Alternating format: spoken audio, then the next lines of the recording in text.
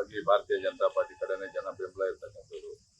ಮತ್ತೆ ಹೊರಗಡೆ ಕೂಡ ಮತ ಯಾಚನೆ ಮಾಡ್ತಾ ಇರ್ತಕ್ಕಂಥವ್ರು ಬಿಜೆಪಿ ಕಾರ್ಯಕರ್ತರು. ಇದೇ ವಾತಾವರಣ ಇಡೀ ನನ್ನ ಯಲಹಂಕ ವಿಧಾನಸಭಾ ಕ್ಷೇತ್ರದಲ್ಲಿ ಕೂಡ ಇರ್ತಕ್ಕಂಥದ್ದು. ಕಾಂಗ್ರೆಸ್ ಕೆಲವು ಕಡೆ ಟೇಬಲ್ಗಳು ಇಲ್ಲ, ಟೇಬಲ್ ಇಲ್ಲ.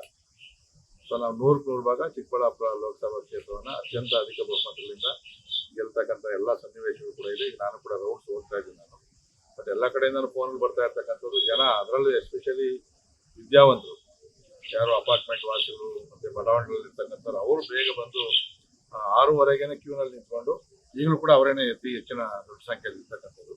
ನಮ್ಗೊಂದು ಸ್ವಲ್ಪ ಭಯ ಇತ್ತು, 3 ದಿನ ರಜೆ ಇರೋದ್ರಿಂದ ಅವರು ಬಂದು ಓಟ್ ಹಾಕ್ತಾರಿಲ್ಲ ಅಂತೇಳಿ. ಆದರೆ ಈಗ ನೋಡಿದಾಗ ನಮಗೊಂಥರ ಖುಷಿ ಆಗ್ತದೆ. ಯಾಕಂದ್ರೆ ದೇಶ ಚುನಾವಣೆ ಆಗಿರೋದ್ರಿಂದ ಅವ್ರಿಗೂ ಕೂಡ ಗೊತ್ತಿದೆ, ಇದು ನರೇಂದ್ರ ಮೋದಿ ಅವರೇ ಈ ದೇಶದ ಪ್ರಧಾನಿ ಆದರೆ ದೇಶಕ್ಕೆ ಭವಿಷ್ಯ ಅಂತೇಳಿ. ಆ ದೃಷ್ಟಿಯಿಂದ ಯಲಹಂಕ ವಿಧಾನಸಭಾ ಕ್ಷೇತ್ರದಲ್ಲಂತೂ ನಾವು ನಿರೀಕ್ಷೆ ಮಾಡಿದ್ದಕ್ಕಿಂತ ಹೆಚ್ಚಿನ ಅಂತರದಲ್ಲಿ ನಾವು ಇಲ್ಲಿ ಓಟನ್ನು ಕೊಡ್ತೀವಿ. ಈಗ ಹೆಚ್ಚು ಮತದಾನ ಆದಷ್ಟು ಒಳ್ಳೇದು.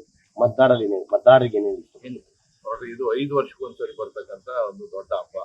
ಈಗ ನಾವು ಸಣ್ಣ ಸಣ್ಣ ಹಬ್ಬಗಳು, ಡೇಗಳಿಗೆಲ್ಲ ಕೂಡ ಒಂದೊಂದು ದಿನ ಪೂರ್ತಿ ಸಮಯ ವೇಸ್ಟ್ ಮಾಡ್ತೀವಿ. ಇದು ನಮ್ಮ ದೇಶದ ಭವಿಷ್ಯವನ್ನು ರೂಪಿಸ್ತಕ್ಕಂಥ ನಾಯಕರನ್ನ ಆಯ್ಕೆ ಮಾಡ್ತಕ್ಕಂಥದ್ದು. ಇದರಲ್ಲಿ ತಾವು ಬಂದು ಮತದಾನವನ್ನು ಮಾಡಲಿಲ್ಲ ಅಂತಂದ್ರೆ ನೀವು ದೇಶದ ಪ್ರಜೆಗಳಾಗೋದಕ್ಕೂ ಕೂಡ ಎಲ್ಲೋ ಒಂದ್ ಕಡೆ ಅರ್ಹರಲ್ಲ ಅಂತಕ್ಕಂಥದ್ದು ನನ್ನ ವೈಯಕ್ತಿಕ ಭಾವನೆ. ಅದಕ್ಕೋಸ್ಕರ ದಯವಿಟ್ಟು ನಿಮ್ಗೆ ಎಷ್ಟೇ ಕಷ್ಟ ಆದ್ರೂ ಕೂಡ ಇನ್ನು ಸಂಜೆ 6 ಗಂಟೆವರೆಗೂ ಸಮಯ ಇರ್ತದೆ. ತಾವೆಲ್ಲ ಕೂಡ ನಿತ್ಯ ಕರ್ಮಗಳನ್ನು ಮುಗಿಸ್ಕೊಂಡು ಒಂದು ಅರ್ಧ ಗಂಟೆ ಬಂದು ತಾವು ಮತದಾನವನ್ನು ಮಾಡಬೇಕು.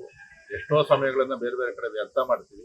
ಅರ್ಧ ಗಂಟೆ 1 ಗಂಟೆ ಬಂದು ಕ್ಯೂನಲ್ಲಿ ನಿಂತ್ಕೊಂಡು ಮತದಾನ ಮಾಡೋದ್ರಿಂದ ದೇಶದ ಭವಿಷ್ಯ ಒಳ್ಳೇದಾಗ್ತದೆ. ದೇಶದ ಭವಿಷ್ಯ ಅಂದ್ರೆ ನಿಮ್ಮ ಭವಿಷ್ಯನೂ ಒಳ್ಳೇದಾಗ್ತದೆ. ಅದಕ್ಕೋಸ್ಕರ ಕಡ್ಡಾಯ ಮತದಾನವನ್ನು ತಾವೆಲ್ಲ ಮಾಡಬೇಕು ಅಂತಕ್ಕಂಥ ಮನವಿಯನ್ನು ಮಾಡ್ತಾ ಇದ್ದೀವಿ.